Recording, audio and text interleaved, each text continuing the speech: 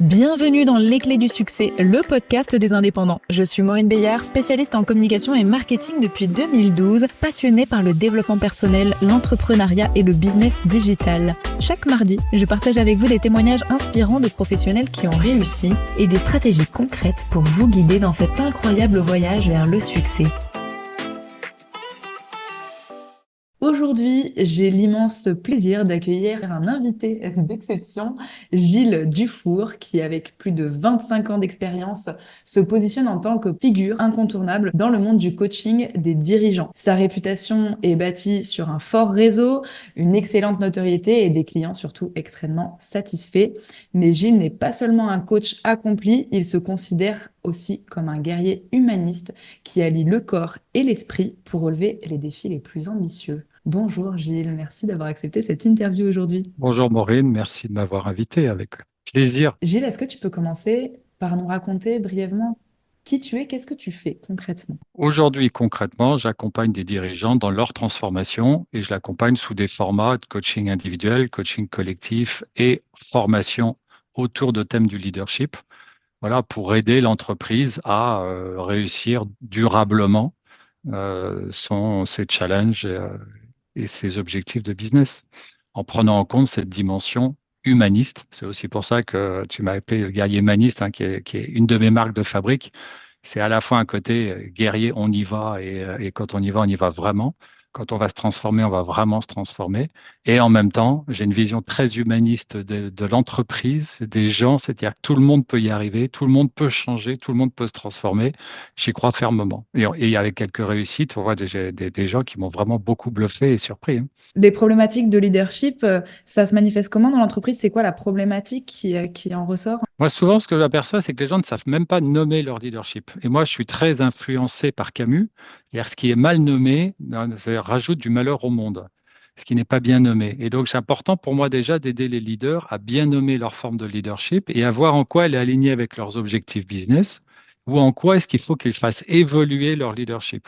Donc, je les aide à mettre des mots, je les aide à les mesurer, je les aide à quantifier et je les aide après à prendre en compte ce qu'ils doivent renforcer, ce qu'ils doivent peut-être arrêter de faire puisque souvent, pour réussir là où ils en sont, ils ont développé des formes de leadership qui, on va prendre, mettons, quelqu'un qui n'a pas encore été DG, qui devient DG, son leadership, du fait de la solitude du titre, l'engagement, de la gestion de la prise de décision, va devoir beaucoup changer par rapport à un rôle de N-1 ou de N-2 qu'il avait avant. Donc, il y a un besoin de faire évoluer son leadership. Et souvent, il le sait, il le sent, mais il y a à mettre de la conscience. Et comment on met de la conscience pour le nommer et pour le faire évoluer, c'est quelque chose qui est important pour moi. 25 ans d'expérience, est-ce que tu as toujours accompagné les dirigeants ou est-ce que tu es passé par différentes étapes dans le secteur de l'accompagnement? Ah, je suis passé par toutes les étapes classiques, hein, essentiellement des managers, puisque d'abord, il y a 20 ans, il n'y avait que les managers qui se faisaient, essentiellement les managers qui se faisaient coacher, puis manager de manager, puis directeur, senior directeur, puis aujourd'hui dirigeant. Donc, c'est plutôt un process, je dirais, itératif et complémentaire. Puis, j'ai aussi un certain nombre de clients qui ont bien réussi et que j'ai accompagné dans leur réussite sur la durée. Donc, à l'époque, les dirigeants se faisaient peu coacher, ils se faisaient accompagner par des anciens CEO, anciens ou des consultants ou autres, mais ils ne se faisaient pas vraiment coacher à l'époque, très peu. Donc, l'émergence du coaching de dirigeants est quand même plutôt récente, ça fait plutôt 5, 7 ans que beaucoup de dirigeants se font coacher ou veulent se faire coacher ou acceptent de communiquer sur le fait qu'ils se font coacher. On va y revenir. D'abord, dans un premier temps, j'aimerais que tu nous partages, si tu veux bien, Gilles, ta définition de qu'est-ce que c'est que le succès. Parce qu'on est dans le podcast Les Clés du succès, mais finalement, on en a tous une définition différente. Pour moi, le succès, c'est être bien payé à faire ce qu'on aime. Donc, le succès est personnel pour chacun. Alors, ça veut dire être bien payé, c'est chacun, le chiffre est différent pour chacun et il n'y a pas de chiffre absolu pour moi dans le succès. Ça veut dire aussi avoir la reconnaissance que l'on cherche. Donc, il n'y a pas que la paye salariale, il y a aussi évidemment le montant salarial, il y a aussi la forme de reconnaissance dont on a besoin. Et c'est le succès, c'est un mélange de tout ça. C'est un bon équilibre perso-pro, une reconnaissance financière et une reconnaissance par nos pairs ou par nos clients ou par le marché d'une des compétences particulières que l'on a en tant que. Alors, je vais prendre la grande étiquette coach, mais aujourd'hui, je me définis plus comme un superviseur que comme un coach. Je fais plus de supervision que de coaching au jour d'aujourd'hui.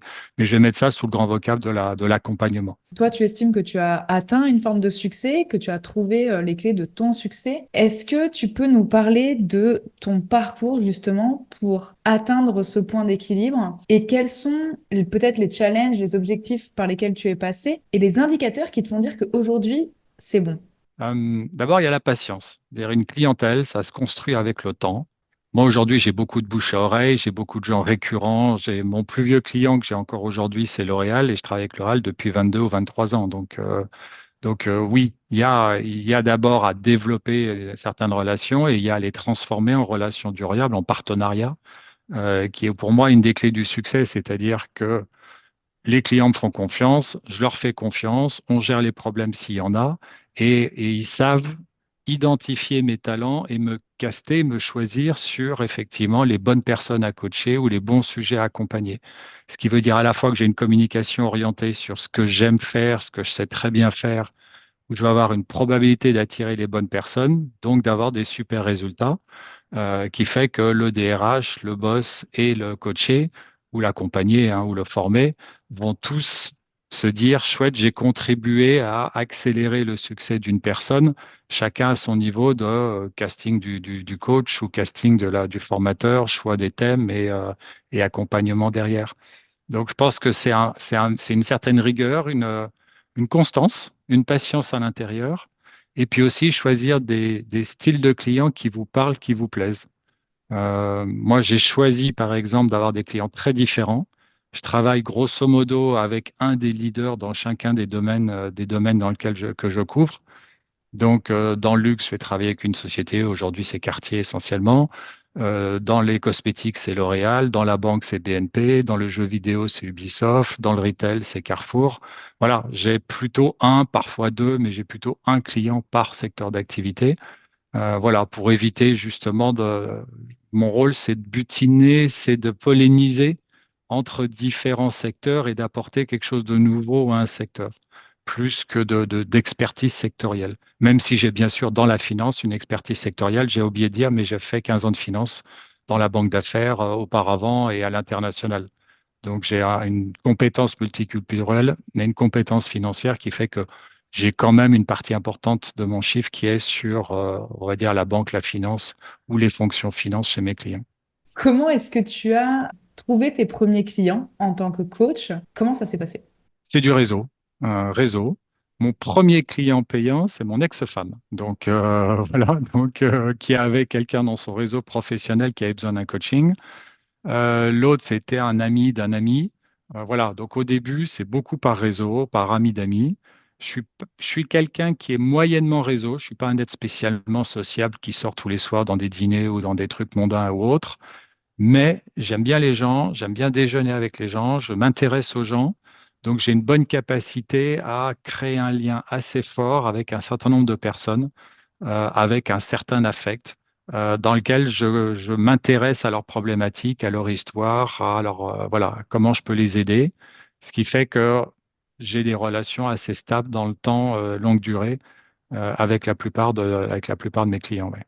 Est-ce qu'il y a d'autres outils de communication que tu as mis en œuvre par la suite? Moi, je suis un ancien vendeur. Donc, dans la finance, j'étais à la fois banquier, mais j'étais aussi vendeur de produits et autres.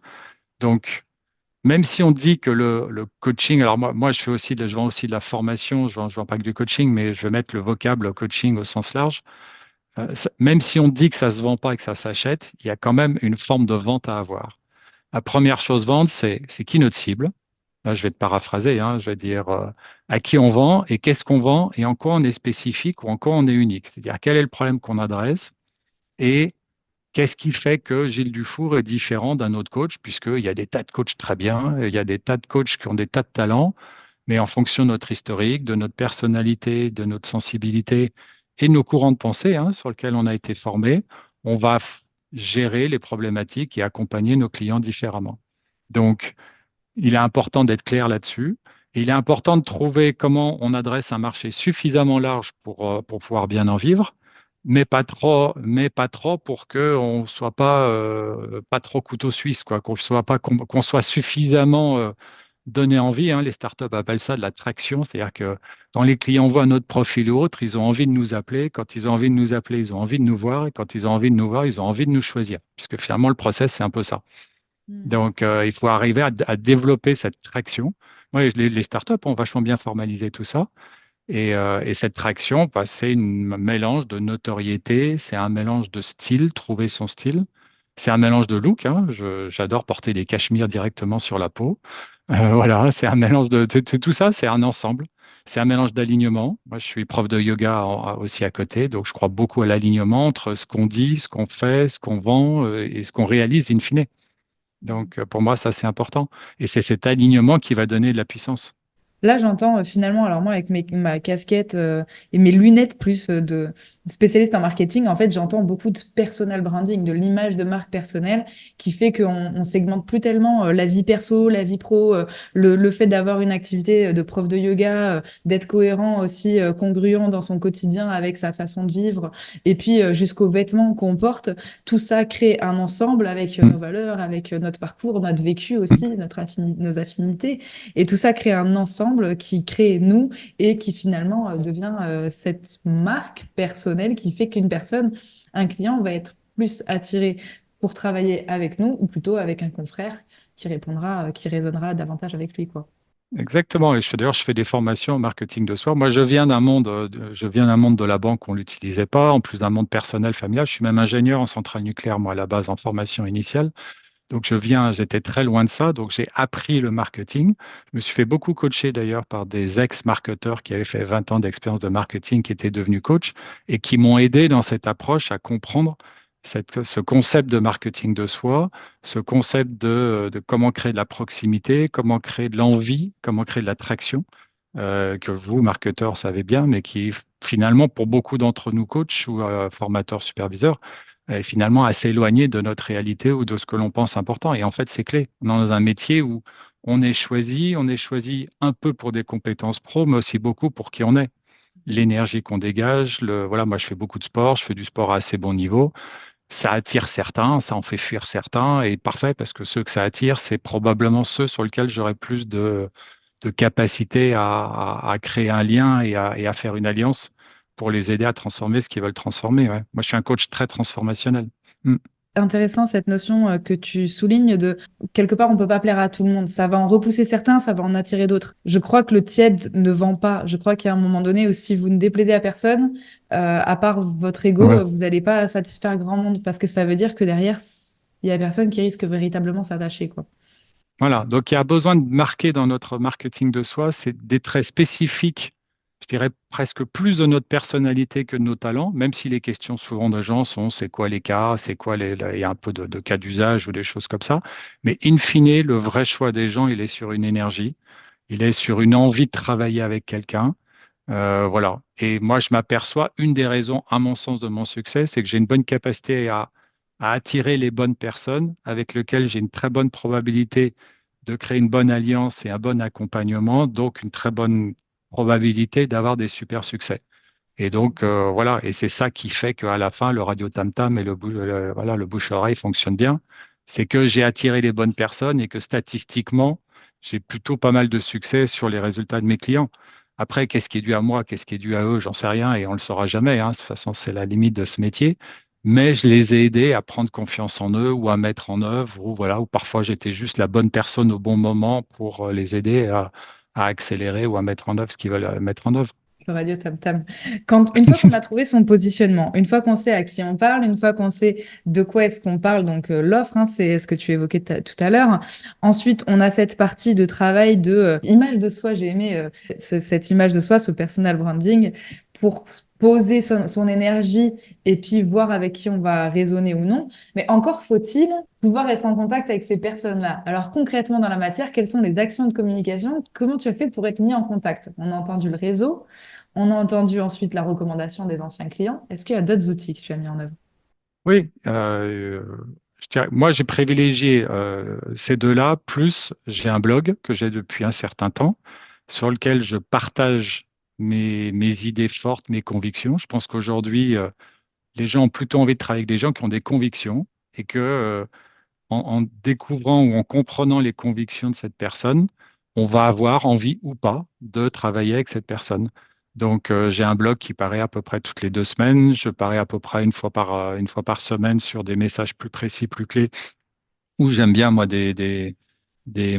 comment on dit, des citations clés de personnes que j'aime bien, hein, comme Camus ou autres, qui permettent de formaliser mon style.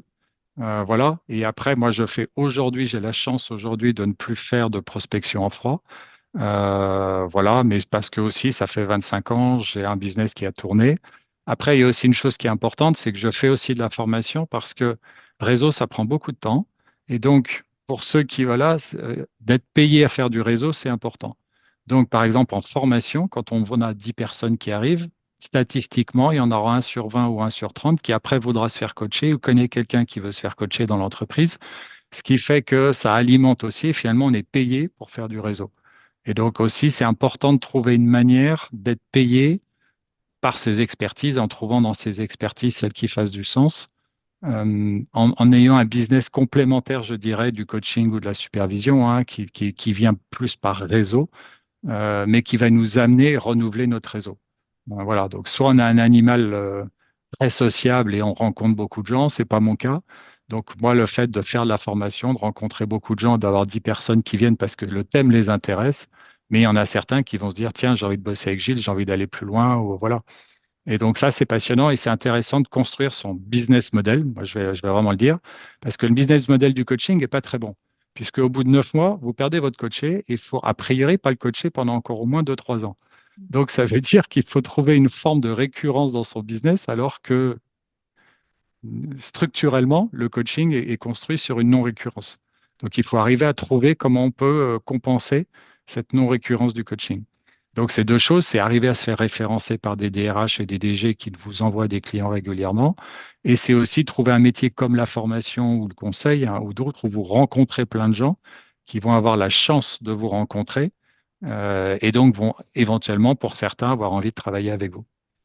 Et ça permet aussi de venir proposer des choses qui sont complémentaires. Parfois, on accompagne un client sur un élément spécifique, et puis derrière, on peut lui proposer un autre accompagnement sur une autre étape de son évolution ou une autre formation. En tout cas, cette notion d'organiser donc des formations ou des événements comme une porte d'entrée, c'est vraiment quelque chose de très intéressant pour ceux et celles qui nous écoutent parce que ça fait partie des stratégies de communication qui sont possibles de mettre en œuvre. Est-ce que tout le monde doit le faire? Pas nécessairement. En tout cas, est-ce que c'est un bon outil, une bonne technique? Oui, évidemment. Moi, au Mexique, ici, mon coach business, parce que je suis toujours accompagnée systématiquement, soit par des thérapeutes, soit par des coachs, Génial. mon coach business actuel a un super outil. Je ne sais pas s'il a créé de façon stratégique ou si c'est devenu spontané. Il organise de la thérapie par la glace, de la cryothérapie, tous les samedis et tous les dimanches matins sur la plage. Et en fait, c'est une porte d'entrée à son réseau. Il se fait payer, c'est pas cher. Ça coûte 12 euros, je crois, la participation pour se mettre dans la glace. Mais en fait, ça permet d'agrandir son réseau. Et ensuite, Mm. évidemment, il a même ses propres clients super engagés, dont je fais partie, qui vont dire, mais viens, on a aussi tel et tel événement, telle formation, tel programme, qui sont super intéressants. Génial. Génial. Il faut trouver un moyen d'être à peu près payé, ou en tout cas qui ne nous coûte pas d'argent, d'attirer des gens nouveaux qui n'ont pas la chance de nous connaître pour élargir son réseau. Les réseaux sociaux est un moyen, mais le réseau coaching in fine va devenir assez physique, ou en tout cas, même si c'est à distance, on a besoin de sentir les gens. Donc, l'expérience dont tu parles est top. Hmm. J'essaye la cryothérapie dans 15 jours d'ailleurs. J'ai pris rendez-vous. Je viens de prendre rendez-vous. C'est une expérience incroyable, vraiment. Je m'attendais pas du tout à ça. Quand je les voyais sur la plage, je me disais, mais qu'est-ce qu'ils ont? Pourquoi ils se font du mal comme ça? C'est la respiration Wim Hof, c'est ça? Le blog, le bouche à oreille, les recommandations, ça on en a déjà parlé. Là, le système donc de formation qui est une porte d'entrée pour derrière des accompagnements individuels. Est-ce qu'il y a d'autres outils que tu utilises, Gilles? Non, je dirais que non. Non, je dirais que c'est vraiment ça le principal. Et après, le déjeuner, enfin, le réseau au sens, je déjeune, je prends des petits déjeuners, je rencontre plein de gens. Moi, je suis assez peu fan je fais partie de pas mal d'anciens, mais finalement, il y a trop de gens qui cherchent du boulot, qui cherchent des clients, donc ça grenouille beaucoup. Et moi, ça m'a jamais attiré spécialement. Donc non, assez peu. Mais moi, je suis assez patient. J'ai vraiment construit mon business petit à petit. J'avais la chance de ne pas avoir trop de contraintes financières qui m'ont mis la pression au début. Et j'avais anticipé que ça prendrait du temps, donc j'avais le temps. Je faisais beaucoup de yoga en parallèle Du coup, ce qu'il y a de bien quand on a un métier à son compte, c'est que si on a une passion à côté, quand on a moins de boulot, on fait sa passion, et quand on a plus de boulot, ben, on bosse plus. Et ça m'a beaucoup nourri pendant toute ma montée en volume, mon Mhm. business. Mm. Ça a pris combien de temps, du coup? Ça dépend des critères, mais ça prend bien 5 7 ans pour voilà, vraiment démarrer, avoir un endroit, avoir un volume d'activité à peu près récurrent. S'il y a une manière dont j'ai fait, c'est que j'ai fait un peu au début, j'ai fait de la sous-traitance pour des groupes qui cherchaient des coachs et des formateurs. J'ai oublié de dire ça. Ce qui m'a permis, de me former à des façons de faire de la formation ou du coaching ou de l'accompagnement sous diverses formes. Ça m'a permis de rencontrer des clients dont certains après m'ont choisi. Et après, il faut un accord faire avec la boîte quand ils vous choisissent, voilà, avec une rétrocession éventuelle. Voilà, mais au début, les premières années, je suis beaucoup intervenu pour le compte d'une ou deux entreprises, soit sur demande du client, parfois d'ailleurs, soit par réseau, par lien. Mais ça, je le conseille pour les jeunes coachs, c'est d'intervenir pour le compte de plus grosses sociétés qui leur donnent un volume d'affaires, une activité, même si c'est moins bien payé, mais qui permet de nourrir voilà, votre pitch, de comprendre quel type de client fonctionne mieux, d'avoir des choses à raconter et puis d'être occupé et gagner quand même un peu d'argent. Ouais. Mais Ouais. j'ai vite arrêté aujourd'hui, je ne suis plus du tout sous-traitance. Par contre, je fais de la co-traitance. C'est-à-dire que parfois, je m'associe avec d'autres coachs et on construit des missions qu'on a envie de faire et après, on va les vendre ensemble en copartenariat, entre guillemets, à 100%. Donc ça m'arrive régulièrement d'en faire. J'ai en général un deal par an là-dessus. Ouais. Du coup, comment ça se passe sur ces partenariats que tu fais, ces co-traitances une fois par an généralement? Comment est-ce que vous identifiez ensemble ou pas, ou séparément d'ailleurs, le client? Est-ce que c'est une demande du client? Moi, je fais que ça. Je fais que du design sur mesure. Donc, moi, je fais pas d'inter, je fais que de l'intra. C'est un client qui vient avec une problématique, ou je viens moi avec une problématique, et puis après, elle évolue avec, et c'est même souvent ça, je viens, tiens, avec un sujet. Moi, j'ai des thèmes clés. Dans mes thèmes en formation, c'est empowerment, storytelling, personal branding et leadership des femmes. C'est mes 5 thèmes, et pratiquement exclusivement. Et je viens avec ça et j'ai des convictions assez fortes et des angles un peu particuliers. Et puis, si le client accroche, il va me dire, bah, tiens, ça, je suis d'accord, mais ça, je veux le challenger, je veux tel format, je veux telle chose. Je bosse en français et en anglais. Donc après aussi, est-ce qu'il y a du multiculturel dedans? Est-ce qu'on ne met pas de multiculturel? Voilà. Je rappelle pour ceux qui nous écoutent que Gilles a 25 ans d'expérience. Du coup, il a 5 thèmes sur lesquels il travaille. Mais voilà, attention les débutants, on reste sur un thème à la fois. On fait décoller un avion, un avion à la fois. Et attention aussi à un piège dans lequel je pense que beaucoup de mes clients auraient envie de s'engouffrer en disant oui, mais Gilles a dit que justement, ce sont les clients qui venaient avec leurs demandes et moi, c'est ce que je veux. Je suis thérapeute holistique. Je veux que les gens viennent dans mon cabinet et me disent pourquoi est-ce qu'ils font appel à moi. Pareil, attention, il y a l'histoire des thématiques qui a été évoquée. Le fait que c'est du bouche à oreille avec en tout cas un réseau qui s'est maillé au fur et à mesure des années et que malheureusement quand on se lance dans le secteur de l'accompagnement, il est quand même recommandé de suivre le process, de faire cet effort, savoir à qui on parle, qu'est-ce qu'on a à proposer concrètement et de mettre en place des plans d'action, des stratégies Mais qui permettent alors, vraiment de contact. 100% d'accord avec toi, parce que même au bout de 25 ans, c'est toujours moi qui alimente la réflexion sur le client. C'est rare qu'il m'appelle s'il ne m'a pas identifié sur ce sujet. Donc moi, j'ai la problématique en marketing comme j'ai 5 thèmes, il n'y a que 2 lignes sur LinkedIn et que sur le site, j'ai obligé de privilégier ou de trouver une boîte assez grande. Donc ça, c'est ma problématique de marketing actuelle. Et comment dans ces 5 thèmes, les clients retrouvent des problématiques qui les intéressent pour qu'ils m'interrogent dessus. Puisque je m'aperçois que chez mes clients, parfois, ils demandent des choses, mais ils ne m'ont même pas demandé. Et ils me disent voir après, quand j'ai appris qu'ils ont développé un programme, mais vous ne m'avez même pas demandé. Ah ben, on ne savait pas. Ouais, Donc, c'est le vrai sujet. C'est quand même comment montrer nos expertises, nos convictions sur un ou plusieurs thèmes en fonction, voilà, de son ancienneté, pour que le client nous interroge, pour avoir une chance après d'être choisi. Hein. c'est ça. Effectivement, j'entends bien. Et où effectivement la capacité de rentrer par un thème chez un client et à un moment donné, plutôt que lui montrer tout le gâteau, parce que parfois tout le gâteau, ça peut être un peu indigeste, on Mm, peut se dire, oh là là, bon, finalement, je mm, sais plus trop quoi. Au début, on se dit intéressant, intéressant, intéressant, puis à la quatrième, on sait plus. mm. Le cerveau, il se met en mode survie. Mais on peut peut-être, en fonction de du choix de prospection, évidemment, mais aller sur un thème, deux thèmes, présenter maximum, rentrer par cette porte et à un moment donné, une fois qu'on est dedans, voilà, proposer aussi les Hmm. autres outils, les autres thèmes aux clients, quoi. 100% d'accord. J'ai même un exemple. J'en suis à la 5e année avec ce client. Il y a 5, 6 ans, il m'a demandé sur un coaching collectif Touchy et il a eu mon nom par le bouche-oreille. Je n'étais vu par ce client que comme coach collectif. Au bout d'un moment, il m'a vu comme un coach individuel. Donc, j'ai eu plein de coaching individuel, mais plus de coaching collectif. Et là, à la faveur du changement, la personne a démissionné et a été remplacée par une autre. Donc, j'ai présenté, tu vois, les divers sujets et tout d'un coup, ils me voient aujourd'hui comme formateur et ils sont en train de m'interroger sur des sujets de formation. Mais le prédécesseur ne me voyait que sur essentiellement coaching et essentiellement coaching individuel alors que je prétends, et je suis à peu près un tiers, un tiers, un tiers, je vais faire les trois métiers. Donc Ouais. c'est vrai, les gens nous mettent dans une boîte, et est-ce qu'on prend une grande boîte dans laquelle on pourra mettre les sous-parties dedans, ou est-ce qu'on choisit une boîte et puis après on rentre dans les autres petit à petit? Ça, c'est des vrais choix stratégiques de relation client. Ouais. Ouais. Attention à la grande boîte parce que en marketing, ça serait l'équivalent de l'océan bleu, l'océan rouge. Pour Mm, ceux qui connaissent pas, l'océan rouge, c'est le grand océan où il y a tout un tas de monde et où on essaie de se positionner sur des mots très vastes en fait, hein, comme non, je vais même pas prendre l'exemple, bah, coach business du coup. On est sur un océan rouge, coach business, oui, so what, quoi, on peut se faire accompagner sur quoi. Donc ça, c'est la très très très grande boîte. Et si on prend un angle plus spécifique, ça va être l'accompagnement des femmes à développer leur leadership au sein de l'entreprise. Là, on est sur une petite boîte. Et mm, donc, voilà, trouver effectivement le juste milieu. Après, j'ai envie de répondre pour le site internet ou ce genre de choses. Tout dépend de votre stratégie de communication. Il n'y a pas de recette miracle. Il y a vraiment, ça dépend de votre stratégie de communication.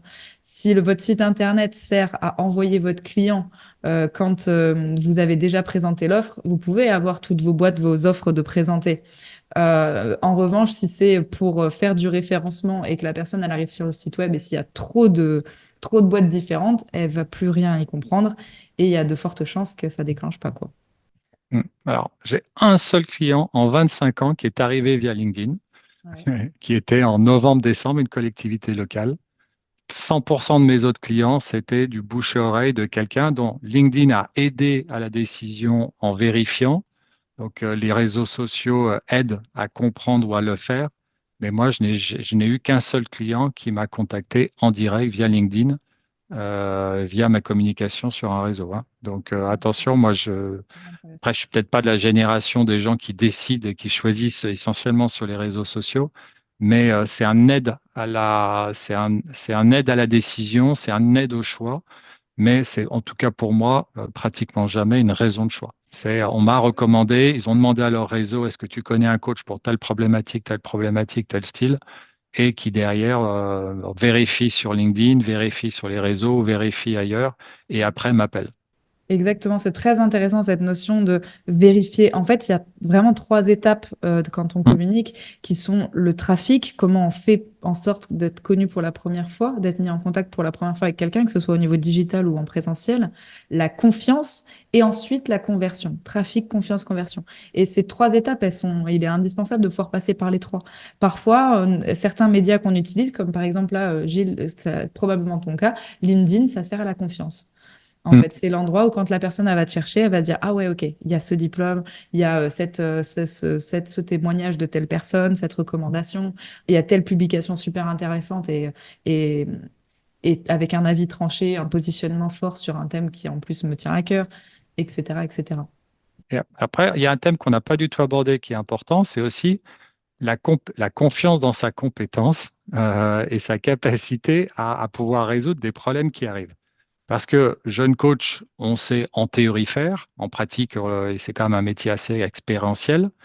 Et la façon pour moi de développer sa compétence, c'est un, d'être bien supervisé, et deux, d'être dans une forme de formation continue. Donc, c'est une difficulté quand on démarre et qu'on n'a pas les sous pour pouvoir se le payer. Donc, il y a des formes de co-coaching, co-supervision, enfin voilà, de trouver des façons, supervision solidaire pour trouver des façons différentes. Mais attention, moi, j'ai une très forte confiance en moi. Donc, et les gens le sentent et c'est quelque chose qui leur donne confiance. Si on a peu confiance en soi ou peu confiance dans ses talents et dans ses compétences, c'est compliqué. Donc, moi, j'ai déjà des clients qui m'ont choisi alors que j'essayais de pas être choisi. Un jour, moi, le sujet de violence, c'est un sujet qui m'est plutôt assez lointain. J'ai jamais subi de violence ou trop de loin. Et j'ai un big boss qui était un jour violent. Et voilà, on se met d'accord avec la DRH pour qu'il voit une psy coach et moi, et il me choisit moi. Et là, j'étais là, mais j'ai envie de dire non. Et en fait, j'ai demandé à mon superviseur et on a travaillé ensemble. S'il te choisit, c'est qu'il pense que tu es la moins mauvaise ou meilleure personne pour l'aider à résoudre son sujet. Donc, il m'a dit juste renforce ta supervision et puis on va travailler ensemble pour que tu aies 5 minutes d'avance sur c'est quoi la problématique de violence d'un client, d'un manager sur ses managers, hein, qui partaient en colère, qui partaient sur des gestes même un peu vifs. Et Mhm. finalement, ça a été un des plus beaux accompagnements. Il a pleuré un jour sur une histoire qu'il avait besoin de sortir et quelque chose qu'il avait besoin de dire. Les hommes pleurent rarement devant un homme et en particulier dans un espace coaching.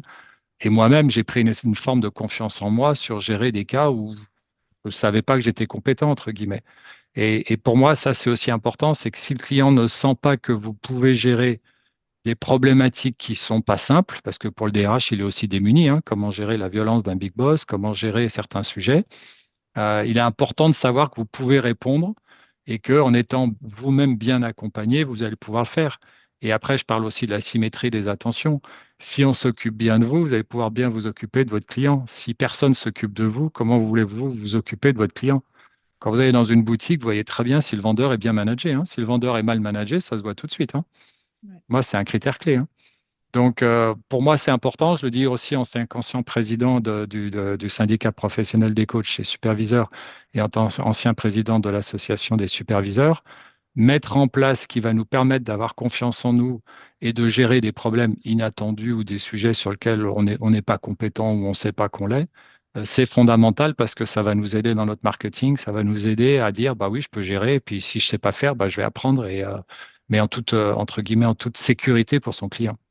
Voilà, pour À moi, c'est important. 200%. À 200%, tant sur la posture que même avec l'angle marketing. Du coup, je rajouterais que sous l'angle marketing, c'est aussi une recommandation. Mm, Pourquoi? Parce que ça permet encore une fois d'être bien au clair avec qui je suis en capacité d'accompagner ou pas.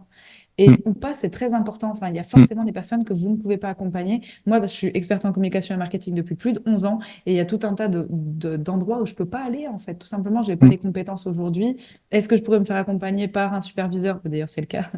Un coach, un mentor, évidemment. Sur certains sujets, pas d'autres, parce qu'il ne peut pas aller partout non mm, plus. Mais mm. c'est très important de prendre ce temps de recul, de prendre ce temps d'introspection, de regarder sa pratique, de regarder ses outils, ses compétences sont partout et de se dire oui, non, j'y vais pas, quoi. Et de savoir que si on y va mais que c'est limite, on est bien accompagné. Ça donne une posture de confiance en soi qu'on va renvoyer à notre coaché, formé, supervisé. Ça, c'est clé. Et puis pour moi aussi, j'ai eu la chance, entre guillemets, de découvrir par le coaching en étant coaché. Il y a encore trop de coachs qui n'ont jamais été vraiment coachés sur une problématique.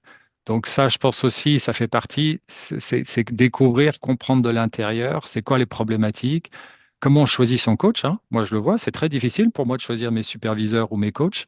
Il y a un pari, il y a est-ce que je prends plutôt avec affinité, plutôt qui me challenge, plutôt que je comprends, plutôt que je connais pas bien, plutôt en dehors de mon cercle, plutôt dans mon cercle. De soi-même vivre cette expérience de choisir son coach ou son co-coach, hein. Après, il y a plein de modalités, ou son superviseur, va nous aider aussi à comprendre ce que vit le coach et donc de pouvoir répondre aussi à ces légitimes interrogations quand il va faire son choix. Sans compter que nous, on est coach, on est pro, donc on sait à peu près évaluer les compétences des coachs ou se poser des questions. Mais 90% des gens qu'on coach ne sont pas formés au coaching, ne veulent pas l'être et donc ne peuvent pas appréhender même notre capacité à pouvoir le faire. Donc, ils vont le faire sur d'autres choses, sur d'autres critères. Donc, des critères plutôt marketing, est-ce qu'on va les aider à résoudre leurs problèmes et les faire avancer là où ils veulent avancer?